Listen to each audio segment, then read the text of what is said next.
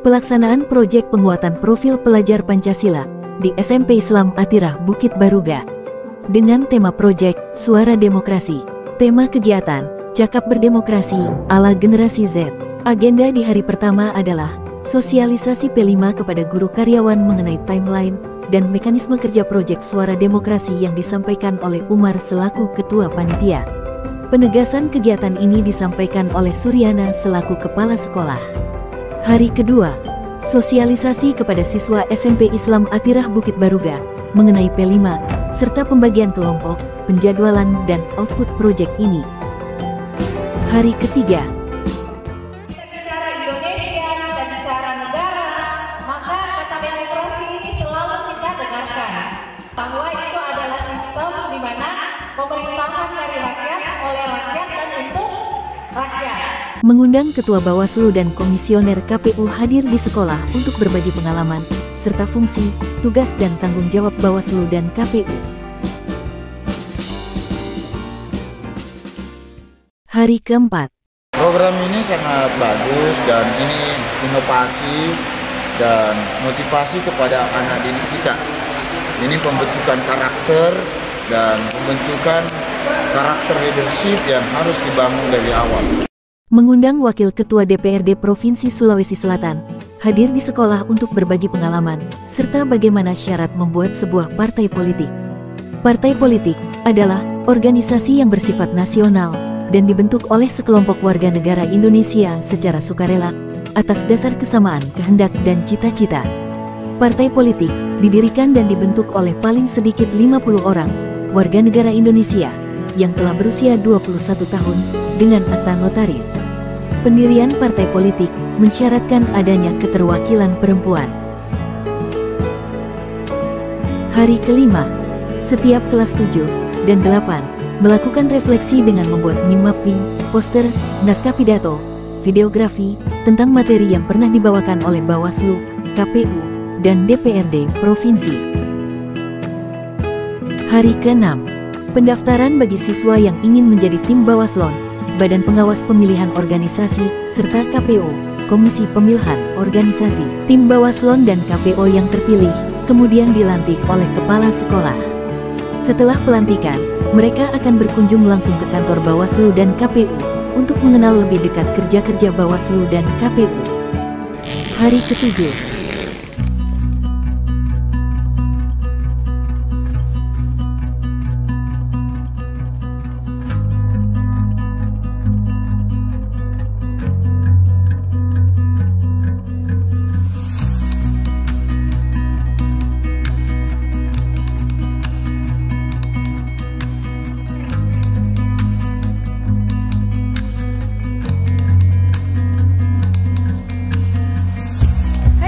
Bawaslu dari SMP Islam Atirah Bukit Baruga Makassar. Bagaimana sih cara menjadi pengawas pemilihan umum? Ikuti keseruan kami. Nah, sekarang kita sudah sampai di kantor Bawaslu Kota Makassar. Mari kita lihat-lihat apa aja sih yang ada di dalam kantor Bawaslu Kota Makassar.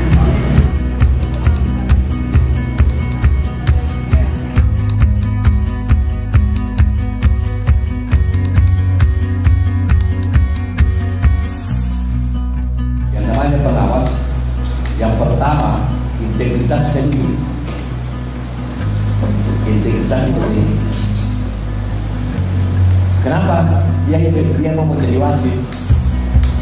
Maka dibuat dulu orang percaya bahwa wasitnya ini jujur, adil. Yang Bawaslu ini itu bermusyawarah dengan teman sesamanya. Ini pelanggarannya ini, bagaimana? Pasal berapa yang dia langgar? Mampu menelaah mana fakta, mana kejadian sebenarnya. Kenapa? Yang disebut dengan pengadil harus tahu apa latar belakangnya melanggar, siapa saksinya, benar tidak melanggar, jangan sampai itu lagi. Apa yang keluar dari keputusan kami itu keputusan bersama. Kalaupun ada perbedaan itu cuma jalan, dan begitu keluar itu adalah suara bersuara. Tidak boleh mengatakan saya sebenarnya tidak setuju ke itu.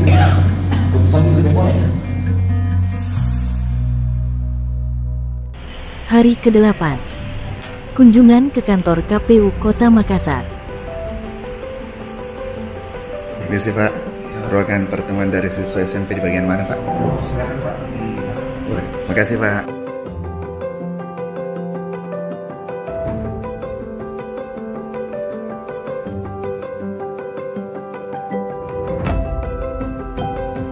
Maka tugas utama kedua dari KPU adalah menjaga suara pemilih.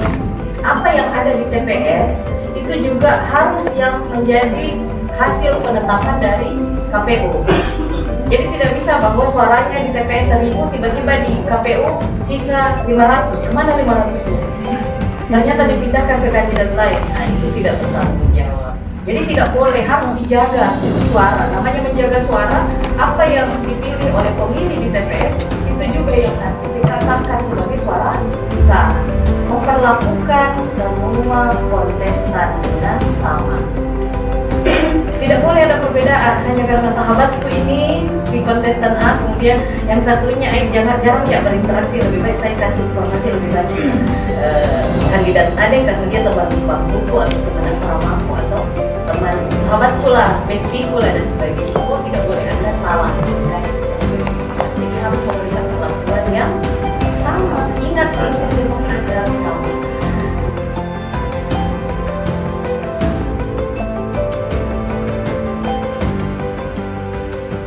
Hari ke-9. Pembentukan Partai Sekolah. Partai sekolah ini bertujuan untuk mengusung anggota MPK setiap partai, serta sebagai syarat calon ketua OSIS untuk maju mencalonkan dirinya ketika diusung oleh partai sekolah. Syarat terbentuknya partai sekolah minimal mempunyai pengurus 20 orang. Dari hasil verifikasi, maka ditetapkan ada 14 partai yang siap berjuang memenangkan calon ketua OSIS. Hari ke-10.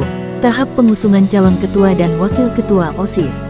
3 partai kelas mengusung Bunga sebagai calon ketua OSIS, dan 11 partai kelas mengusung Naila sebagai calon ketua OSIS.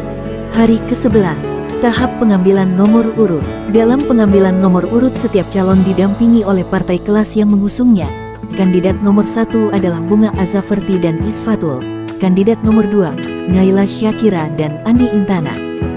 Hari ke-12. Debat kandidat dan kampanye oleh pasangan calon ketua OSIS nomor 1 dan nomor 2. Para calon dan pendukung masing-masing pasangan calon ketua OSIS melakukan kampanye di aula, dalam kelas, dan secara online.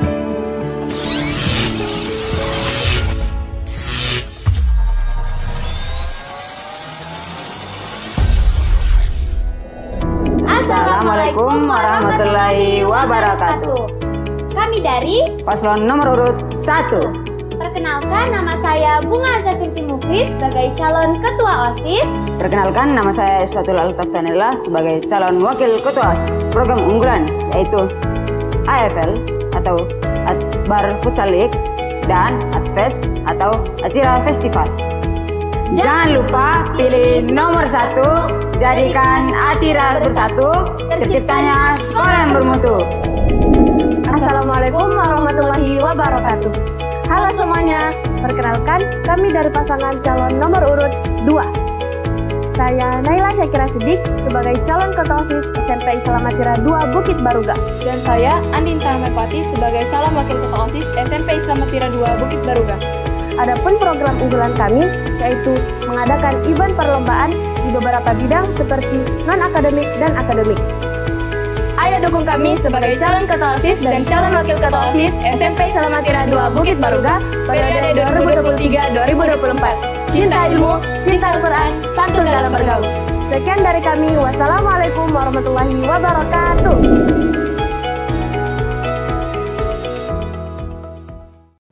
Hari ke-13. Pemilihan Ketua OSIS.